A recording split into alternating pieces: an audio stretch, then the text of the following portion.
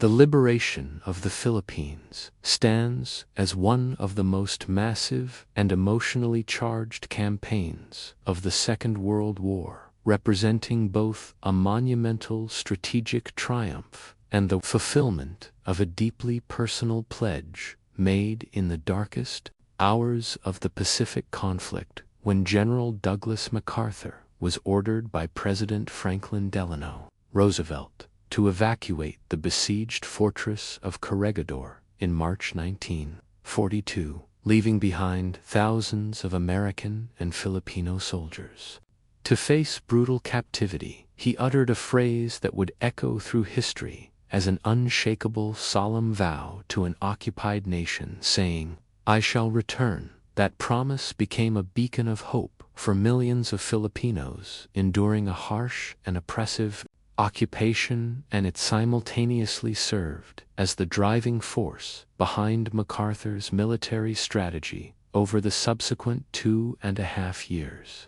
The road back to the archipelago was long, arduous, and heavily contested, defined by intense inter-service rivalries, divergent strategic philosophies in Washington, and a grueling island-hopping campaign across the Southwest Pacific, area that slowly choked the Japanese outer defensive perimeter. But for MacArthur, no other objective in the Pacific theater held the same moral, political, or military imperative as the liberation of the Philippine Islands. To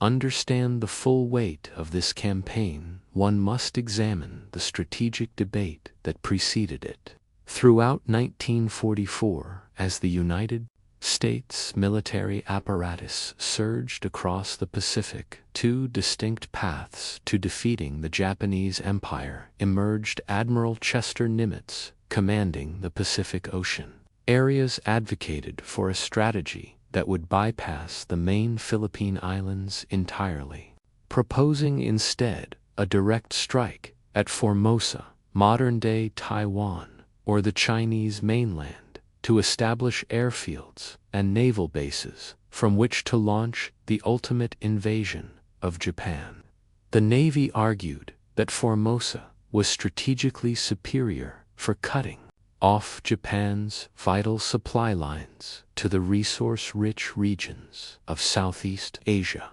while avoiding the prolonged, costly land campaign that invading a massive, mountainous archipelago like the Philippines would inevitably entail. MacArthur countered this view with fierce determination, arguing that bypassing the Philippines would be a strategic error and a catastrophic moral failure. He maintained that the United States had a sacred obligation to liberate the 17 million Filipino people who had remained loyal to the American flag. Moreover, MacArthur pointed out that the Philippines possessed excellent deep-water harbors and expansive terrain suitable for building massive air complexes that could support subsequent operations. This intense strategic deadlock was finally resolved in July 1944 during a historic conference in Honolulu, where MacArthur presented his case directly to President Roosevelt, winning the president's approval by appeals to both military logic and the political necessity of keeping America's word. The grand design for the liberation materialized as Operation Musketeer, which later evolved into the specific plans for the invasion of Leyte Island in the central Philippines, chosen because its geography allowed American forces to split the Japanese defenders and establish a firm foothold from which to strike both north toward Luzon and south toward Mindanao. The scale of the undertaking was staggering, involving the United States Sixth Army under Lieutenant General Walter Kruger, supported by a massive naval armada from the 3rd and 7th Fleets. On October 2019-44, the assault waves hit the beaches of Leyte, meeting relatively light initial resistance compared to the bloody landings of the Central Pacific within hours of the first troops securing the beachhead. General MacArthur, accompanied by Sergio Osmeña, the President of the Commonwealth of the Philippines, waded ashore through knee-deep surf onto Red Beach near Palo. In a carefully orchestrated moment of immense symbolic power, MacArthur stepped to a portable radio microphone and delivered a dramatic, emotional address to the nation, broadcasting the words, "People of the Philippines, I have returned by the grace of Almighty God. Our forces stand again on Philippine soil, soil consecrated in the blood of our two peoples," he urged the Filipino people to rise up and strike the occupier at every opportunity, marking the official beginning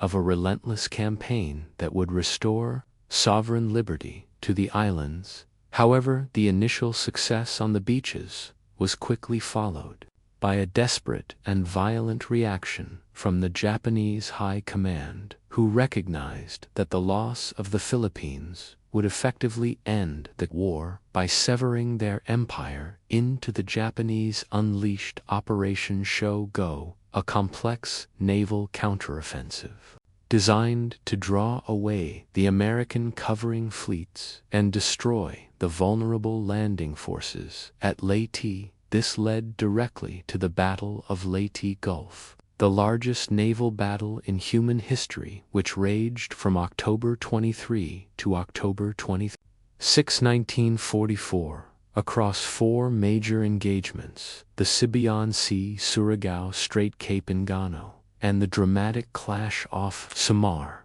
Despite communication breakdowns and controversial decisions on the American side that left the landing beaches temporarily exposed, the sheer power of the United States Navy and the heroic sacrifice of small destroyer escorts shattered the Japanese fleet, decimating it as a cohesive fighting force. For the remainder of the war, the naval victory secured the seaward flanks of the invasion, but it also witnessed the terrifying debut of organized kamikaze suicide attacks, which would plague American shipping for the rest of the Philippine campaign. With the seas secured, the struggle turned into a brutal land campaign on Leyte, where General Kruger found himself fighting not only a determined enemy but also the elements, as torrential monsoon rains turned the unpaved terrain into a sea of deep, suffocating mud that paralyzed heavy vehicular movement and hindered the construction of essential airfields. General Tomoyuki Yamashita, the brilliant commander of the Japanese 14th Area Army, decided to make Leyte a decisive battle of attrition, pouring tens of thousands of reinforcements into the western port of Ormac. This turned the central mountain ranges of Leyte into a meat grinder, particularly during the ferocious fighting for Breakneck Ridge and Kiley Ridge, where American soldiers fought in dense jungle undergrowth against deeply entrenched Japanese troops who utilized natural caves and hidden bunkers to maximum effect. The stalemate was finally broken in December, when MacArthur executed a daring amphibious landing at Ormac City, splitting the Japanese forces and cutting off their main supply lines. By the time Leyte was declared secure, the Japanese had lost over 60,000 troops, marking a devastating blow to Yamashita's defensive capabilities and clearing the way for the main assault on Luzon, the political and economic heart of the Philippines. The invasion of Luzon commenced on January 9, 1945, as the 6th Army landed at Lingayen Gulf, the exact location where Japanese forces had landed over 3 years earlier. Yamashita, realizing he could not match American mechanized power on the open plains of central Luzon, chose not to defend the capital city of Manila, or the open lowlands. Instead, he withdrew his remaining 250,000 troops into 3 massive mountain strongholds in northern and eastern Luzon, planning to wage a protracted war of attrition that would tie down American forces indefinitely. MacArthur, eager to rapidly seize the capital and free the civilian internees held at places like Santo Tomas University, pushed his mechanized columns forward at a breakneck pace down the Central Plains, encountering scattered resistance until they reached the northern outskirts of Manila. What followed was one of the most tragic and destructive episodes of the Pacific War, because, contrary to Yamashita's orders to evacuate the capital, Rear Admiral Sanji Iwabuchi commanded a force of approximately 20,000 Naval Guard troops, who refused to abandon Manila, choosing instead to fortify the city and fight to the absolute death. The Battle for Manila turned into a horrific month-long urban nightmare that transformed the Pearl of the Orient into a wasteland of rubble and ash. American troops, unaccustomed to street-by-street, house-by-house fighting, had to clear heavily fortified concrete buildings, public offices, and ancient Spanish stone walls using artillery and flamethrowers at point-blank range, because MacArthur strictly forbade the use of close air support bombing in an effort to protect the civilian population. Despite these restrictions, the Japanese troops trapped in the city unleashed a wave of unspeakable atrocities against the helpless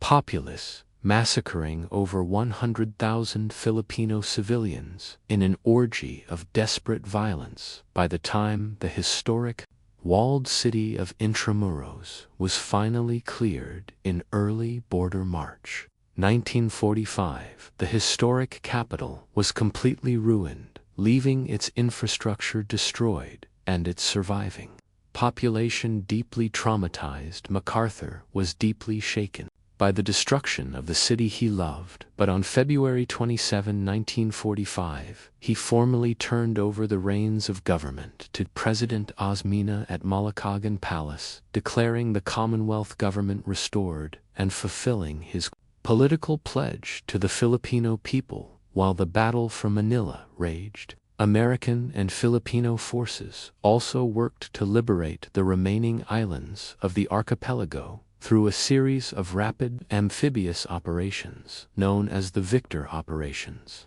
designed to clear the southern Philippines, including Palawan, Panay, Negros, Cebu, and Mindanao.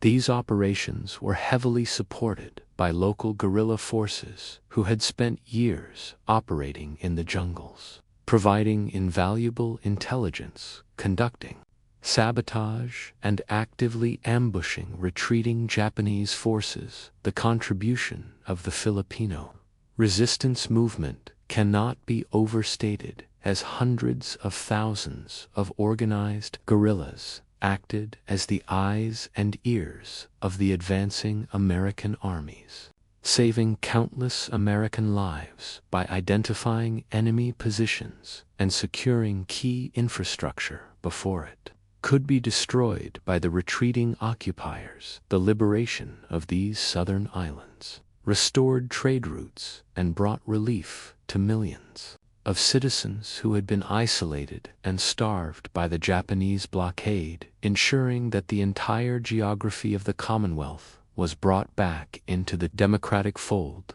The final phase of the campaign focused on the reduction of Yamashita's isolated mountain strongholds in the rugged Cordillera of northern Luzon, where the Japanese general held out with over 100,000 troops in what became a grueling war of attrition, fought in treacherous terrain amidst steep cliffs and deep ravines. American divisions alongside the battle-hardened Filipino guerrillas pushed relentlessly into the mountains, using massive artillery barrages, airstrikes, and infantry assaults to chip away at the defensive pockets. The Japanese suffered immensely from starvation, tropical diseases, and a lack of medical supplies, yet they continued to fight with fanatical resolve well into the summer of 1945. This bitter mountain warfare continued long after the atomic bombs were dropped on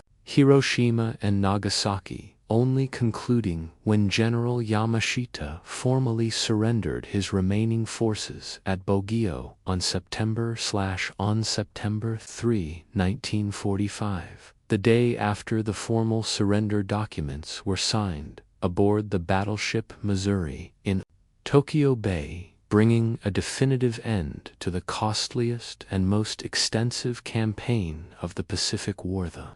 liberation of the Philippines was achieved at an immense cost, resulting in the near total destruction of the country's economy, infrastructure, and historical landmarks, alongside a staggering loss of life, with over 300,000 Japanese casualties, several thousand American casualties, and over 1 million Filipino civilians dead. Yet its historical and strategic significance remains monumental. The campaign successfully eliminated the Philippines as a bastion for Japanese imperialism, restored vital sea lanes connecting the homeland to the South resources, and provided the ultimate staging ground for the planned invasion of Japan for General Douglas MacArthur. The campaign was the vindication of his military career and the absolute fulfillment of his personal honor, proving to the world that the United States would spare no effort to honor its commitments and rescue its allies by breaking the shackles of totalitarian occupation and returning freedom to the Pacific Vanguard.